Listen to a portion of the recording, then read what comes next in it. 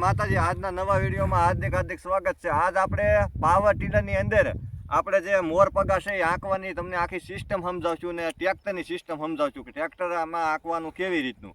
તો અત્યારે આપણે જોટાની બેલી આપણે પહેલાં ગઠિયા ઓલું કરતા એ આ જોટાની બેલી જેવું આપણે બે બેલ્યું ફીટ કરી દીધેલું છે।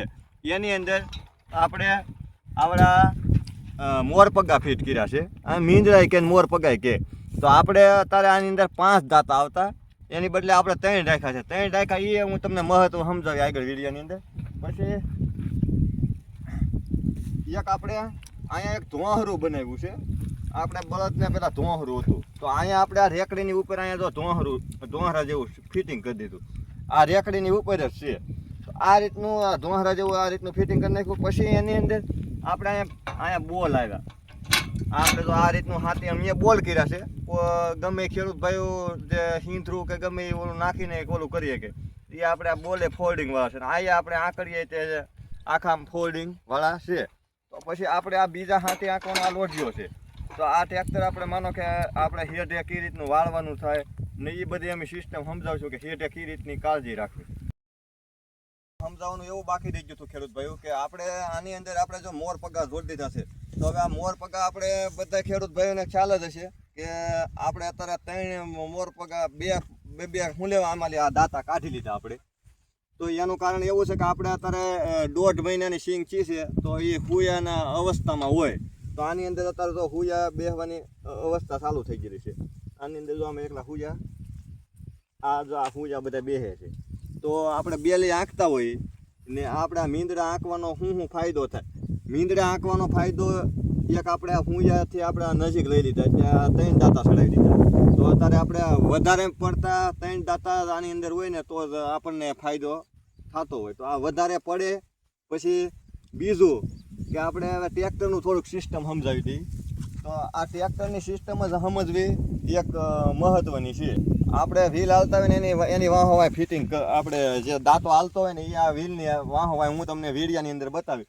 અત્યારે આપણે એકદમ હરખા વ્યવસ્થિત આની અંદર આપણે જો 3 દાંતા પાડી દીધેલા છે આ મગફળીની અંદર। તો આની અંદર આપણે માનો કે આપણે હરખા ખેતરમાં તો હવ બતાવે છે બધા ખેડૂત ભાઈઓ સારું તો બધાય બતાવે। આપણે હવે હેઠાની અંદર બતાવવાનું છે કે આ હેઠાની અંદર શું ફાયદો કરે છે। પછી આ જે આપણે પાવર ટીલર છે તો એ હેઠાની અંદર એવું કામ આપે છે કે ના થોડીક એવી જગ્યા હોય ને તોય તો આપણે માનો કે અહીંયા 2 દાવડા પીડા જ હોય હેઠામાં તો આપણે જોટાની બેલી છે તો આ બે દાવડા લેતી જતી હોય। 3 દાવડા વાળી આપણે તરખો આંકતા હોય તો આ જોટાની બેલી હાલી જાય તરખો ન હાલે 2 દાવડામાં। એટલે આમાં આપણે આ જોટાની બેલી એટલે આમાં છે ફિટિંગ કરી છે। તો આની અંદર આપણે જોટાની બેલીમાં બધી છે ને બધી સિસ્ટમ ફિટ કરી છે ને પાવર ટીલરના બધા હાથી લકડા આપણે છે ને કનુભાઈ એવી રીતના મેળવેલા છે કે આની અંદર બધા ઓનલી ફોર બધા ફોલ્ડિંગ વાળા છે બધા ખેડૂતને કામ આવે ને આ બળદ જેવું કામ આપે છે। અમારે કનુભાઈને ટ્રેક્ટર લેવાનું છે એટલે એ અમારા હેઠા પાડોશી છે એટલે એ મતલબમાં 1 કલાકની અંદર ટ્રેક્ટર શીખી જશે ને એ અત્યારે અમારે વાહો હાંકે છે। તો એની આખી રીત સમજવાની પહેલાં તો આને ગમે એ આપણે સનેડો ટ્રેક્ટર છે ને બળદે છે તો આની રીત આપણે સમજવાની છે। ટ્રેક્ટર હાલે છે એ હાલે અમારા હાથમાં છે ને તમારા હાથમાં છે એવું કાંઈ છે નહીં કનુભાઈ પણ એની રીત સમજવાની છે આપણે કેવી રીતનું આંકવું। અત્યારે આપણે બીજામાં ટ્રેક્ટર હાલે છે તો આપણે બીજામાં ટ્રેક્ટર શું લેવા આંકવું પડે ખબર જો એને આમ પીડ જોવે ગમે હાથી કેવું હાથી જોડેલું છે એવું તમારે એમાં ગેરમાં નાખવાનું એવી એને પીડ આપવાની। કારણ કે તમે ડગ આંકો તો ટ્રેક્ટર દબાવવાનું છે તમારા વ્હીલ કંટ્રોલ થવાના નથી। તો આપણે ટ્રેક્ટર આંકડે આંકીને બતાવશું। અમારે એક ભાઈ શ્રી છે અમારે એ ટ્રેક્ટર આંકશે ને અમે બેલી પકડશું કનુભાઈ। પછી હવે તમારે થોડુંક એક્સ્ટ્રા શીખવાડી દેવાનું છે ખેડૂતને કે ભાઈ આપણને આવડતું નહોતું તો તમે દરેક ખેડૂત ભાઈઓને અમારે કહો કે ભાઈ આ આંકવામાં શું ફાયદો અને કેવી રીતનું શીખાઈ જાય ને કેટલી જલ્દી શીખાઈ જાય। તો ખેડૂત ભાઈઓ મેં આ ટ્રેક્ટર વણથી આમ એની ઘનશ્યામ બહાર રહેતો એટલે એકવાર મેં ટ્રાય મારી એ મને આંકવા આપ્યું એટલે કાંઈ બહુ એવું ખાસ તો નથી પણ તમારે 1-1.5 કલાક હારે રહો અને ઘનશ્યામભાઈ કહેતા જાય એ પ્રમાણે કરતો જો એટલે આવડી ગયું કલાકની અંદર અને બહુ ઇઝી છે અને સારું થાય એકદમ અને ગમે એ હાથી આમાં જોડાઈ જાય અને બધાય ફોલ્ડિંગ હાથી તરત બદલી જાય અને બહુ કામ સારું થાય હેઠામાં, અને પછી વાળવામાં કાંઈ હેઠાને નુકસાની ન થાય એ પ્રમાણે બહુ સારું હાલે. એક તમારે વાળવાની રીત આની સમજવાની છે. ખેડૂત ભાઈને ખાલી કહી દો કે આપણે આની વાળવાની રીત ને આની હાંકવાની રીત, માનો આ ટ્રેક્ટર હાલ્યું જાય છે હા તો પેલામાં હાલ્યું જાય છે, તો આપણે પેલામાં હાથી વાહે કેવું જોડેલું છે ને એ આપણે સમજવાનું છે. તો આપણે હેવું કરવા કેવું પાડવું છે. પછી અમુક ખેડૂતને જગ્યા બધી આમ ટ્રાન્સફર થતી હોય તો આપણે ખેડૂતને એવું પ્રોબ્લેમ આવતી હોય કે ભાઈ આ જગ્યા ફેરફાર થાય છે, તો એમાં એ રીતનું એના ઇલાકામાં એવી રીતનું હાથી મેળવતા હોય, બરાબર. એટલે આપણે આપણી રીતનું મેળવીએ છીએ ને આપણે હવે હાંકીને બતાવવાનું છે. તો અમારા વિડીયામાં તમે આમને બના રહેજો. આપણે હેઠામાં ને આમ મગફળીની અંદર આપણે હાંકવાનું ને આ તમને આના ફાયદા જે કીધા છે, તો આના ફાયદા એવા છે. હવે પછીને આપણે બેલી હાંકવાની નથી, કારણ કે સંકળાઈ થઈ જાય, કુયાને નુકસાન ન થાય. બીજા નંબરમાં જમીન વાહરે, અમુક ટકા ફૂગ હોય એ વહી જાય, એવું બધું કામ આપતું હોય. હવે આપણે પાવર ટીલર રખાડીએ. અમારે ભાઈસરી હાંકશે ટ્રેક્ટર, અમે પાછળ બેલી પકડશું, કારણ કે ખેડૂત ભાઈઓને મેં તો બહુ હંકાવ્યું, હાંકીને બતાવ્યું છે.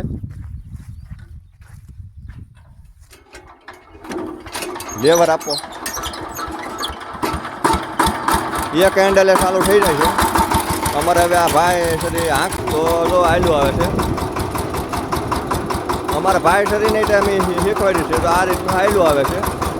પછી તમને બતાવવાની કોશિશ કરશું. અત્યારે ધીમું ધીમું હાલે છે.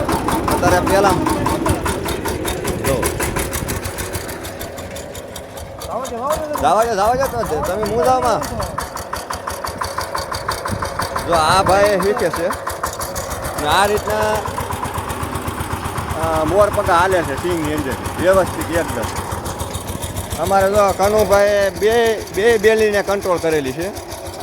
હવે આપણે એને બીજામાં નાખી જતા, બીજા ગેરમાં ફાસ્ટ નાખવાનું છે. આપણે આ બીજામાં પડી ગયું છે.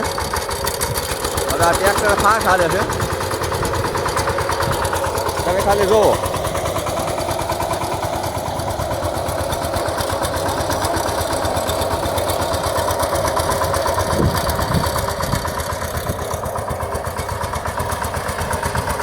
મોર પગા હાલે એ તો તમને દેખાય છે, પણ ખાલી તમે જુઓ ટ્રેક્ટર બીજામાં હાલ્યું જાય છે. ખાલી કંટ્રોલ ખાલી તમારું શરીરનું બેલેન્સ રાખવાની જરૂર છે, બીજું કાંઈ છે નહીં. તો આપણે આ સારી જમીનમાં હાંક્યું છે, બરાબર.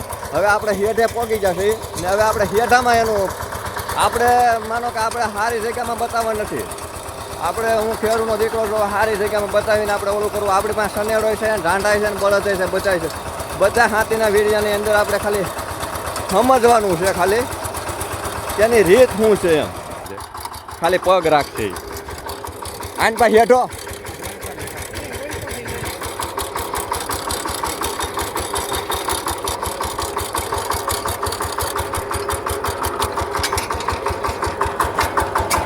જો આપણે હવે હા હેઠા ઉપર આવી જા.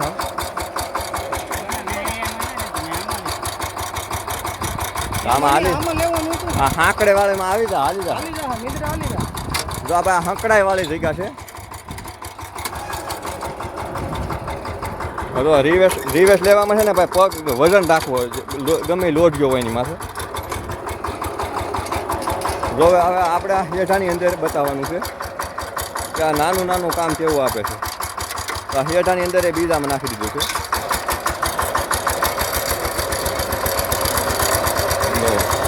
આ હેઠાની અંદર હાલે છે. જવું હવે હેઠાની અંદર તોરાણ હોય.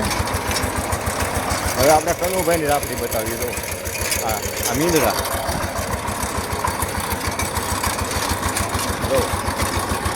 હાલો આવજો.